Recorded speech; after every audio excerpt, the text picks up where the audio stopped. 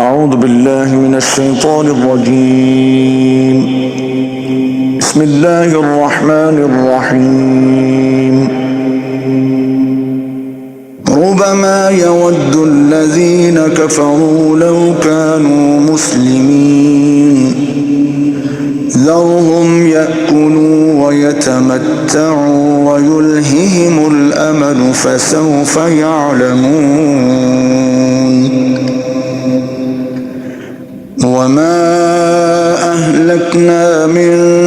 قرية إلا ولها كتاب معلوم ما تسبق من أمة أجلها وما يستأخرون. وقالوا يا أيها الذي نزل عليه الذكر إنك لمجنون لو ما تأتينا بالملائكة إن كنت من الصادقين. ما ننزل الملائكة إلا بالحق وما كانوا إذا منظرين. إنا نحن نزلنا الذكر وإنا له لحافظون. ولقد أرسلنا من قبلك في شيع الأولين وما يأتيهم من رسول إلا كانوا به يستهزئون. كذلك نسلكه في قلوب المجرمين لا يؤمنون به وقد خلت سنة الأولين. ولو فتحنا عليهم بابا من السماء فظلوا فيه يعرجون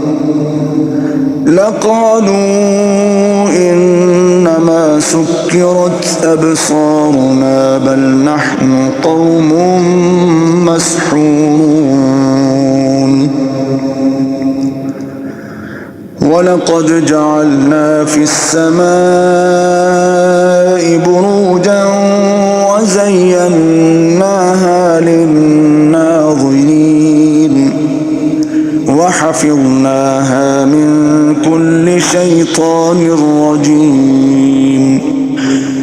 إلا من استرق السمع فأتبعه شهاب مبين. والأرض مددناها وألقينا فيها رواسي وأنبتنا فيها من كل شيء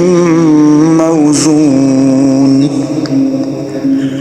وجعلنا لكم فيها معايش ومن لستم له برازقين.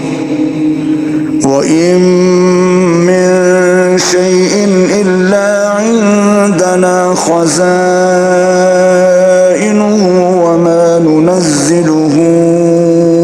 إلا بقدر معلوم. وأرسلنا الرياح لواقح فأنزلنا من السماء ماء فأسقيناكموه وما أنتم له بخازنين. وإنا لنحن نحيي ونميت ونحن الوارثون. ولقد علمنا المستقدمين منكم ولقد علمنا المستأخرين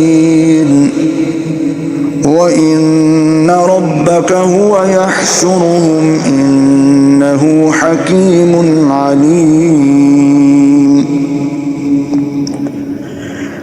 ولقد خلقنا الإنسان من صلصال من حمأ مسنون والجان خلقناه من قبل من نار السموم وإذ قال ربك للملائكة إني خالق بشرا من صلصال من حمأ مسنون فإذا سويته ونفخت فيه من روحي فقعوا له ساجدين فسجد الملائكة كلهم أجمعون إلا إبليس أبى أن يكون مع الساجدين قال يا إبليس ما لك ألا تكون مع الساجدين قال لم أكن لأسجد لبشر خلقته من صلصال من حمأ مسنون قال فاخرج منها فإنك رجيم وإن عليك اللعنة إلى يوم الدين قال رب فأنظرني إلى يوم يبعثون قال فإنك من المنظرين إلى يوم الوقت المعلوم قال رب بما أغويتني لأزينن لهم في الأرض ولأغوينهم أجمعين إلا عبادك منهم المخلصين قال هذا صراط علي مستقيم إن عبادي ليس لك عليهم سلطان إلا من اتبعك من الغاوين وإن جهنم لموعدهم أجمعين لها 7 أبواب لكل باب منهم جزء مقسوم إن المتقين في جنات وعيون ادخلوها بسلام آمنين ونزعنا ما في صدورهم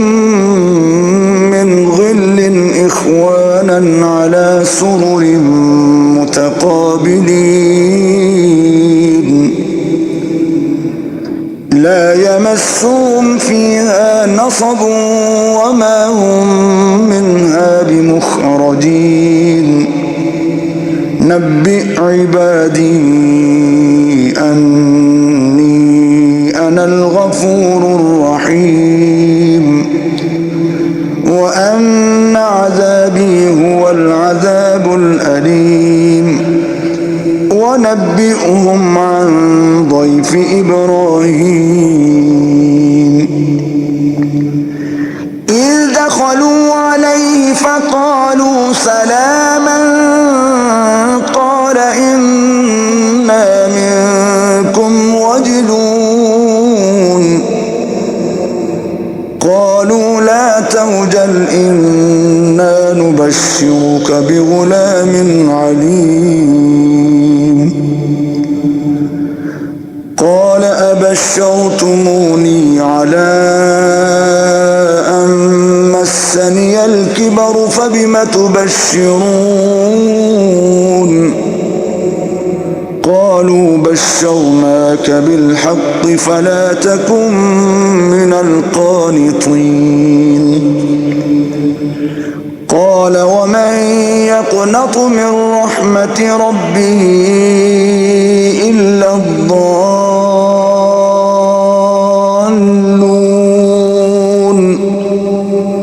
قال فما خطبكم أيها المرسلون قالوا إنا أرسلنا إلى قوم مجرمين إلا آل لوط إنا لمنجوهم أجمعين إلا امرأته قدرنا إنها لمن الغابرين فلما جاء آل لوط المرسلون قال إنكم قوم منكرون قالوا بل جئناك بما كانوا فيه يمترون وأتيناك بالحق وإنا لصادقون فأسر بأهلك بقطع من الليل واتبع أدبارهم ولا يلتفت منكم أحد وامضوا حيث تؤمرون وقضينا إليه ذلك الأمر أن دابر هؤلاء مقطوع مصبحين وجاء أهل المدينة يستبشرون قال إن هؤلاء ضيفي فلا تفضحون واتقوا الله ولا تخزون قالوا أولم ننهك عن العالمين قال هؤلاء بناتي إن كنتم فاعلين لعمرك إنهم لفي سكرتهم يعمهون فأخذتهم الصيحة مشرقين فجعلنا عاليها سافلها وأمطرنا عليهم حجارة من سجيل إن في ذلك لآيات للمتوسمين وإنها لبسبيل مقيم إن في ذلك لآية للمؤمنين وإن كان أصحاب الأيكة لظالمين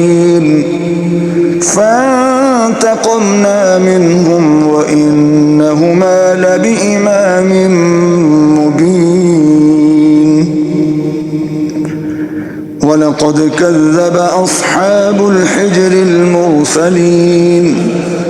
وآتيناهم آياتنا فكانوا عنها معرضين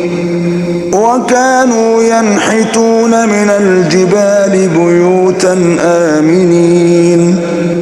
فأخذتهم الصيحة مصبحين فما أغنى عنهم ما كانوا يكسبون وما خلقنا السماوات والأرض وما بينهما إلا بالحق وإن الساعة لآتية فاصفح الصفح الجميل إن ربك هو الخلاق العليم ولقد آتيناك 7 من المثاني والقرآن العظيم لا تمدن عينيك إلى ما متعنا به أزواجا منهم ولا تحزن عليهم واخفض جناحك للمؤمنين وقل إني أنا النذير المبين كما أنزلنا على المقتسمين الذين جعلوا القرآن عضين فوربك لنسألنهم أجمعين عما كانوا يعملون فاصدع بما تؤمر وأعرض عن المشركين إنا كفيناك المستهزئين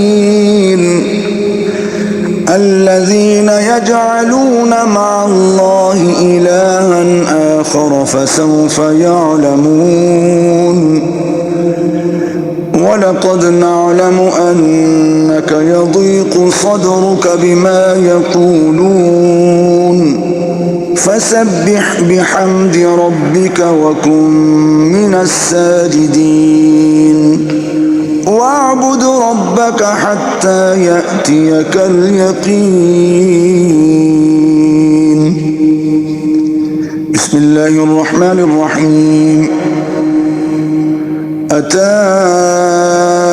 أمر الله فلا تستعجلوه سبحانه وتعالى عما يشركون ينزل الملائكة بالروح من أمره على من يشاء من عباده أن أنذروا أنه لا إله إلا أنا فاتقون خلق السماوات والأرض بالحق تعالى عما يشركون خلق الإنسان من نطفة فإذا هو خصيم مبين والأنعام خلقها لكم فيها دفء ومنافع ومنها تأكلون ولكم فيها جمال حين تريحون وحين تسرحون وتحمل أثقالكم إلى بلد لم تكونوا بالغيه إلا بشق الأنفس إن ربكم لرؤوف رحيم والخيل والبغال والحمير لتركبوها وزينة ويخلق ما لا تعلمون وعلى الله قصد السبيل ومنها جائر ولو شاء لهداكم أجمعين هو الذي أنزل من السماء ماء لكم منه شراب ومنه شجر فيه تسيمون ينبت لكم به الزرع والزيتون والنخيل والأعناب ومن كل الثمرات إن في ذلك لآية لقوم يتفكرون وسخر لكم الليل والنهار والشمس والقمر والنجوم مسخرات بأمره إن في ذلك لآيات لقوم يعقلون وما ذرأ لكم في الأرض مختلفا ألوانه إن في ذلك لآية لقوم يذكرون وهو الذي سخر البحر لتأكلوا منه لحما طريا وتستخرجوا منه حلية تلبسونها وترى الفلك مواخر فيه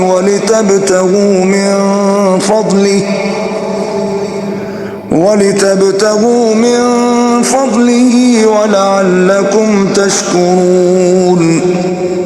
وألقى في الأرض رواسي أن تميد بكم وأنهارا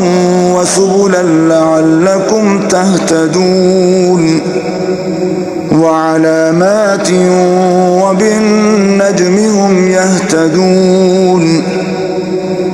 أفمن يخلق كمن لا يخلق أفلا تذكرون وإن تعدوا نعمة الله لا تحصوها إن الله لغفور رحيم والله يعلم ما تسرون وما تعلنون والذين يدعون من دون الله لا يخلقون شيئا وهم يخلقون أموات غير أحياء وما يشعرون أيان يبعثون إلهكم إله واحد فالذين لا يؤمنون بالآخرة قلوبهم منكرة وهم مستكبرون لا جرم أن الله يعلم ما يسرون وما يعلنون إنه لا يحب المستكبرين وإذا قيل لهم ماذا أنزل ربكم قالوا أساطير الأولين ليحملوا أوزارهم كاملة يوم القيامة ومن أوزار الذين يضلونهم بغير علم ألا ساء ما يذرون قد مكر الذين من قبلهم فأتى الله بنيانهم من القواعد فخر عليهم السقف من فوقهم وأتاهم العذاب من حيث لا يشعرون ثم يوم القيامة يخزيهم ويقول أين شركائي الذين كنتم تشاقون فيهم قال الذين أوتوا العلم إن الخزي اليوم والسوء على الكافرين الذين تتوفاهم الملائكة ظالمي أنفسهم فألقوا السلم ما كنا نعمل من سوء بلى إن الله عليم بما كنتم تعملون فادخلوا أبواب جهنم خالدين فيها فلبئس مثوى المتكبرين. وقيل للذين اتقوا ماذا أنزل ربكم قالوا خيرا للذين أحسنوا في هذه الدنيا حسنة ولدار الآخرة خير ولنعم دار المتقين. جنات عدن يدخلونها تجري من تحتها الأنهار لهم فيها ما يشاءون كذلك يجزي الله المتقين. الذين تتوفاهم الملائكة طيبين يقولون سلام عليكم ادخلوا الجنة بما كنتم تعملون. هل ينظرون إلا أن تأتيهم الملائكة أو يأتي أمر ربك كذلك فعل الذين من قبلهم وما ظلمهم الله ولكن كانوا أنفسهم يظلمون. فأصابهم سيئات ما عملوا وحاق بهم ما كانوا به يستهزئون. وقال الذين أشركوا لو شاء الله ما عبدنا من دونه من شيء نحن ولا آباؤنا ولا حرمنا من دونه من شيء كذلك فعل الذين من قبلهم فهل على الرسل إلا البلاغ المبين.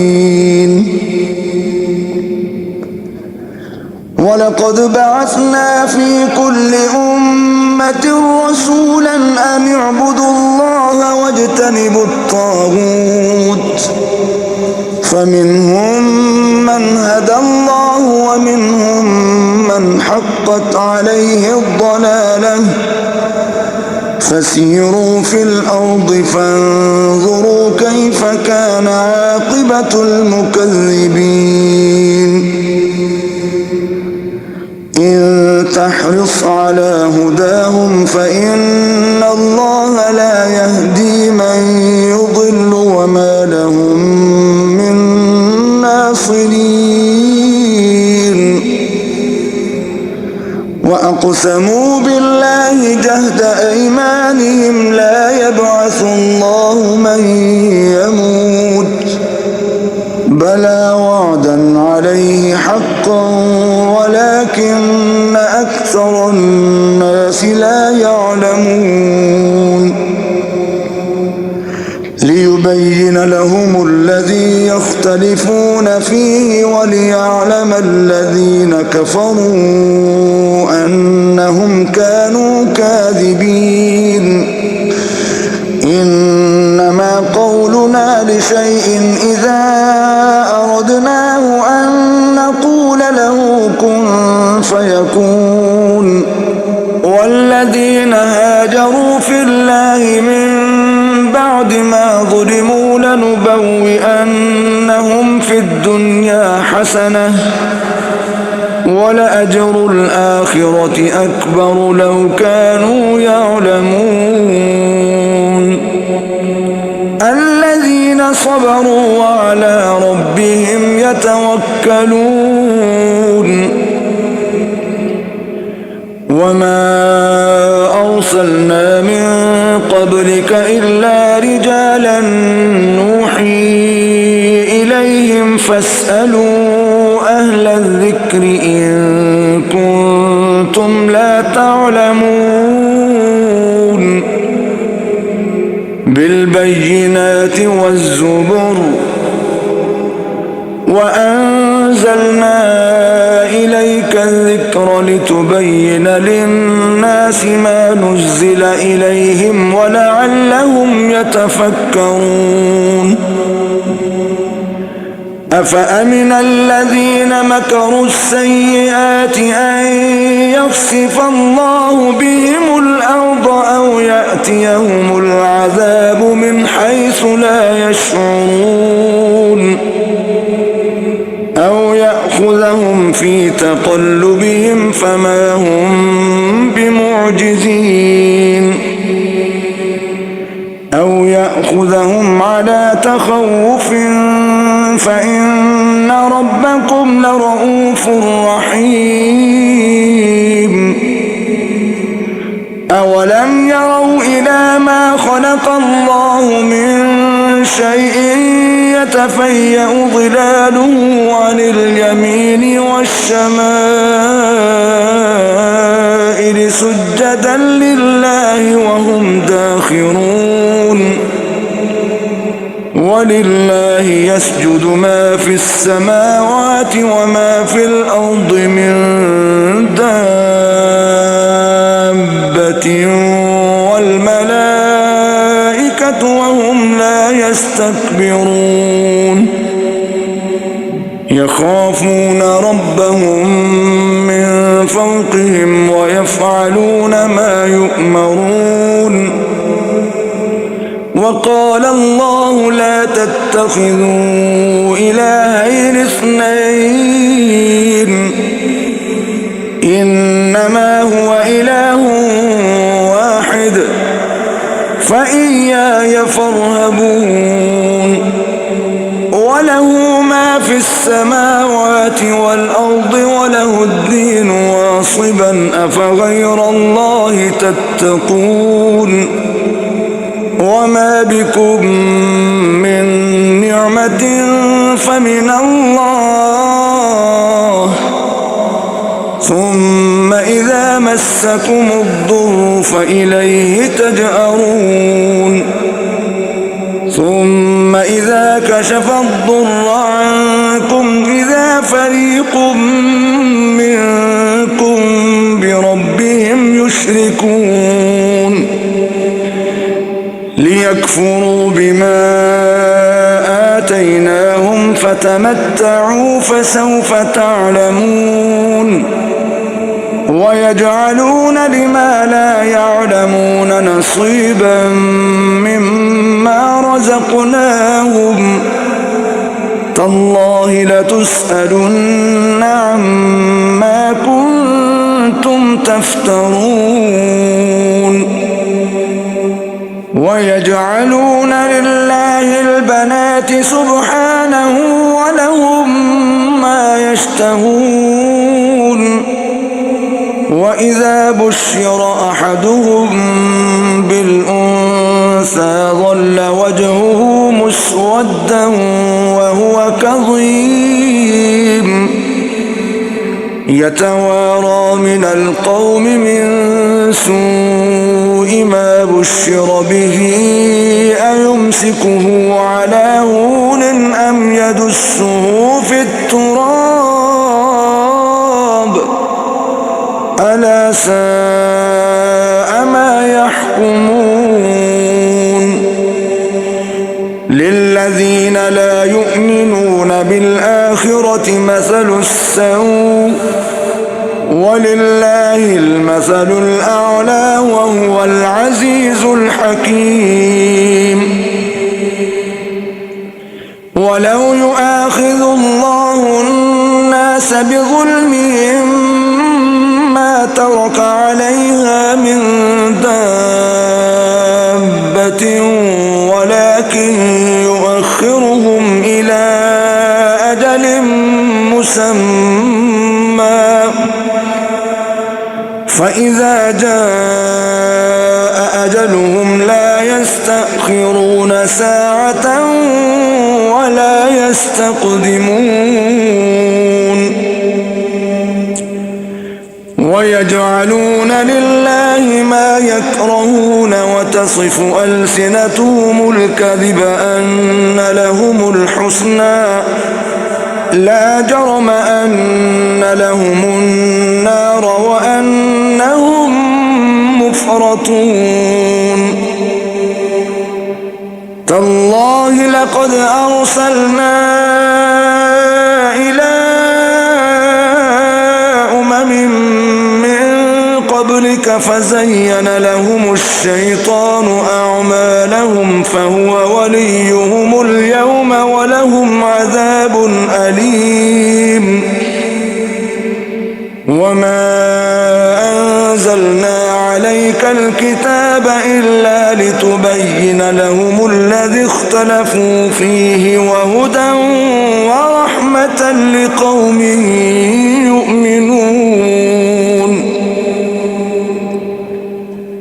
والله أنزل من السماء ماء فأحيا به الأرض بعد موتها إن في ذلك لآية لقوم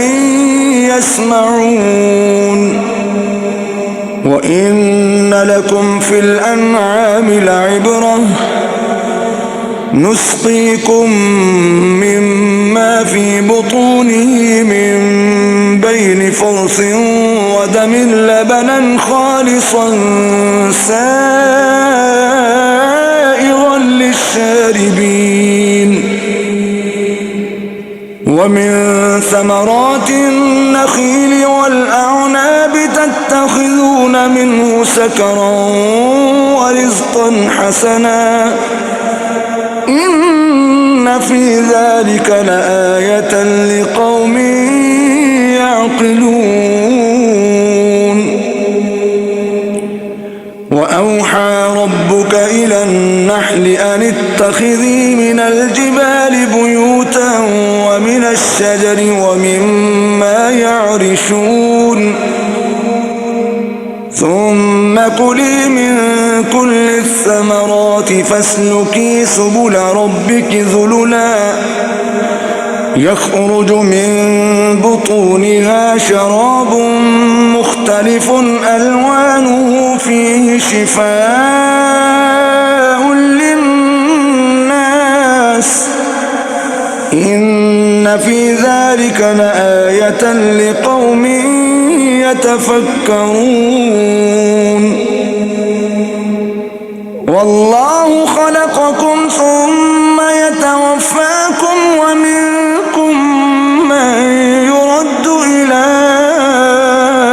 أرذل العمر لكي لا يعلم بعد علم شيئا إن الله عليم قدير والله فضل بعضكم على بعض في الرزق فما الذين فضلوا براد رزقهم على ما ملكت أيمانهم فهم فيه سواء أفبنعمة الله يجحدون والله جعل لكم من أنفسكم أزواجا وجعل لكم من أزواجكم بنين وحفدة ورزقكم من الطيبات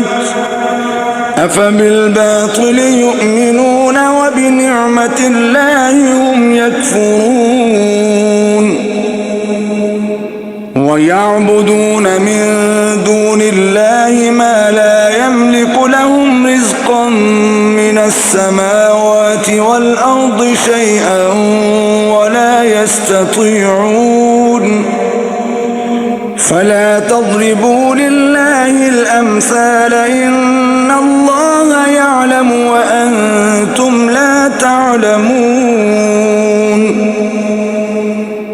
ضرب الله مثلا عبدا مملوكا لا يقدر على شيء ومن رزقناه منا رزقا حسنا فهو ينفق منه سرا وجهرا هل يستوون الحمد لله بل أكثرهم لا يعلمون وضرب الله مثلا رجلين أحدهما أبكم لا يقدر على شيء وهو كل على مولاه أينما يوجهه لا يأتي بخير هل يستوي هو ومن يأمر بالعدل وهو على صراط مستقيم ولله غيب السماوات والأرض وما أمر الساعة إلا كلمح البصر أو هو أقرب إن الله على كل شيء قدير والله أخرجكم من بطون أمهاتكم لا تعلمون شيئا وجعل لكم السمع والأبصار والأفئدة لعلكم تشكرون ألم يروا إلى الطير مسخرات في جو السماء ما يمسكهن إلا الله إن في ذلك لآيات لقوم يؤمنون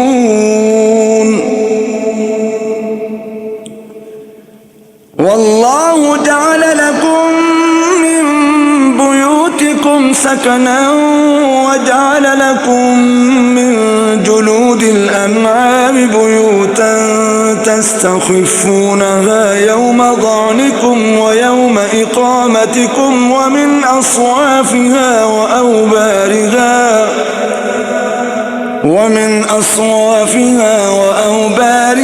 وأشعارها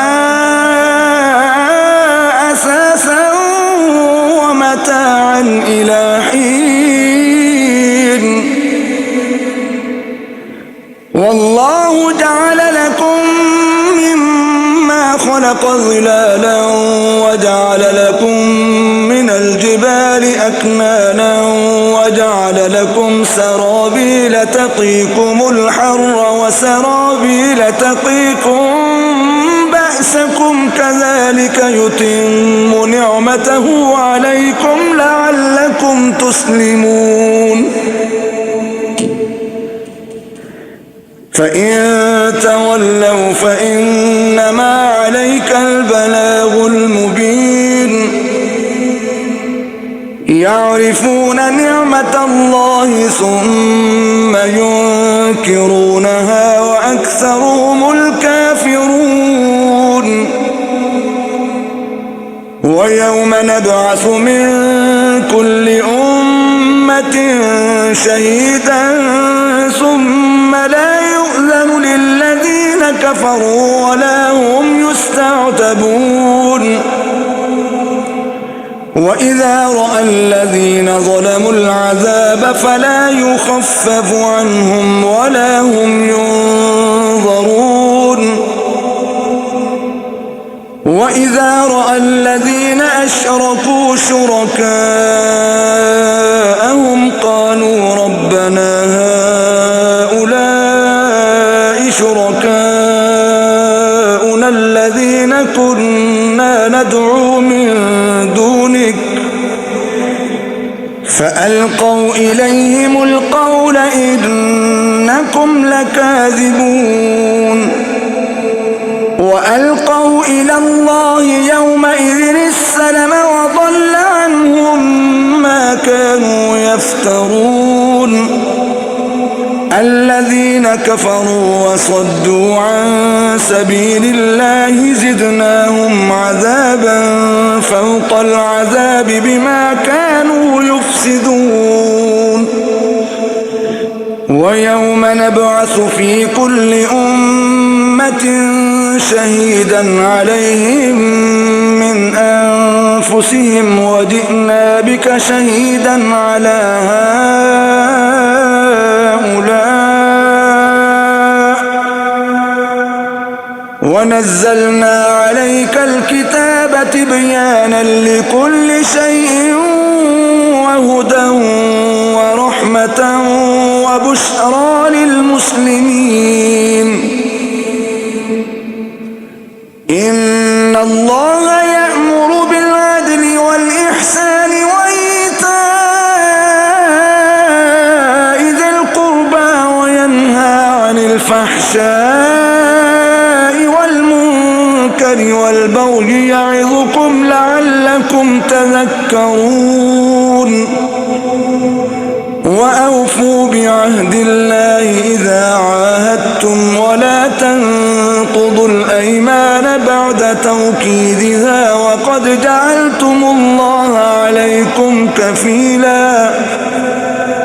إن الله يعلم ما تفعلون ولا تكونوا كالتي نقضت غزلها من بعد قوة أنكاثا تتخذون أيمانكم دخلا بينكم أن تكون أمة هي أربى من أمة إنما يبلوكم الله به وليبينن لكم يوم القيامة ما كنتم فيه تختلفون ولو شاء الله لجعلكم أمة واحدة ولكن يضل من يشاء ويهدي من يشاء ولتسألن عما كنتم تعملون ولا تتخذوا أيمانكم دخلا بينكم فتزل قدم بعد ثبوتها وتذوقوا السوء بما صددتم عن سبيل الله ولكم عذاب عظيم ولا تشتروا بعهد الله ثمنا قليلا إنما عند الله هو خير لكم إن كنتم تعلمون ما عندكم ينفد وما عند الله باق ولنجزين الذين صبروا أجرهم بأحسن ما كانوا يعملون من عمل صالحا من ذكر أو أنثى وهو مؤمن فلنحيينه حياة طيبة ولنجزينهم أجرهم بأحسن ما كانوا يعملون فإذا قرأت القرآن فاستعذ بالله من الشيطان الرجيم إنه ليس له سلطان على الذين آمنوا وعلى ربهم يتوكلون إنما سلطانه على الذين يتولونه والذين هم به مشركون وإذا بدلنا آية مكان آية والله أعلم بما ينزل قالوا إنما أنت مفتر بل أكثرهم لا يعلمون قل نزله روح القدس من ربك بالحق ليثبت الذين آمنوا وهدى وبشرى للمسلمين. ولقد نعلم أنهم يقولون إنما يعلمه بشر، لسان الذي يلحدون إليه أعجمي وهذا لسان عربي مبين. إن الذين لا يؤمنون بآيات الله لا يهديهم الله ولهم عذاب أليم. إنما يفتري الكذب الذين لا يؤمنون بآيات الله وأولئك هم الكاذبون. من كفر بالله من بعد إيمانه إلا من أكره وقلبه مطمئن بالإيمان ولكن من شرح بالكفر صدرا فعليهم غضب من الله ولهم عذاب عظيم. ذلك بأنهم استحبوا الحياة الدنيا على الآخرة وأن الله لا يهدي القوم الكافرين. أولئك الذين طبع الله على قلوبهم وسمعهم وأبصارهم وأولئك هم الغافلون. لا جرم أنهم في الآخرة هم الخاسرون. ثم إن ربك للذين هاجروا من بعد ما فتنوا ثم جاهدوا وصبروا إن ربك من بعدها لغفور رحيم. يوم تأتي كل نفس تجادل عن نفسها وتوفى كل نفس ما عملت وهم لا يظلمون. وضرب الله مثلا قرية كانت آمنة مطمئنة يأتيها رزقها رغدا من كل مكان فكفرت بأنعم الله فأذاقها الله لباس الجوع والخوف بما كانوا يصنعون. ولقد جاءهم رسول منهم فكذبوه فأخذهم العذاب وهم ظالمون. فكلوا مما رزقكم الله حلالا طيبا واشكروا نعمة الله إن كنتم إياه تعبدون. إنما حرم عليكم الميتة والدم ولحم الخنزير وما أهل لغير الله به، فمن اضطر غير باغ ولا عاد فإن الله غفور رحيم. ولا تقولوا لما تصف ألسنتكم الكذب هذا حلال وهذا حرام لتفتروا على الله الكذب. إن الذين يفترون على الله الكذب لا يفلحون. متاع قليل ولهم عذاب أليم. وعلى الذين هادوا حرمنا ما قصصنا عليك من قبل وما ظلمناهم ولكن كانوا أنفسهم يظلمون. ثم إن ربك للذين عملوا السوء بجهالة ثم تابوا من بعد ذلك وأصلحوا إن ربك من بعدها لغفور رحيم. إن إبراهيم كان أمة قانتا لله حنيفا ولم يك من المشركين شاكرا لأنعمه اجتباه وهداه إلى صراط مستقيم. وآتيناه في الدنيا حسنة وإنه في الآخرة لمن الصالحين. ثم أوحينا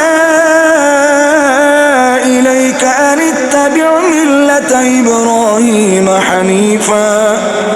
وما كان من المشركين. إنما جعل السبت على الذين اختلفوا فيه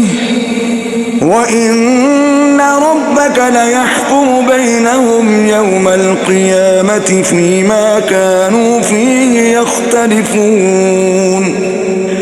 ادع إلى سبيل ربك بالحكمة والموعظة الحسنة وجادلهم بالتي هي أحسن إن ربك هو أعلم بمن ضل عن سبيله وهو أعلم بالمهتدين. وإن عاقبتم فعاقبوا بمثل ما عوقبتم به ولئن صبرتم لهو خير للصابرين. واصبر وما صبرك إلا بالله ولا تحزن عليهم ولا تك في ضيق مما يمكرون. إن الله مع الذين اتقوا والذين هم محسنون. صدق الله العظيم.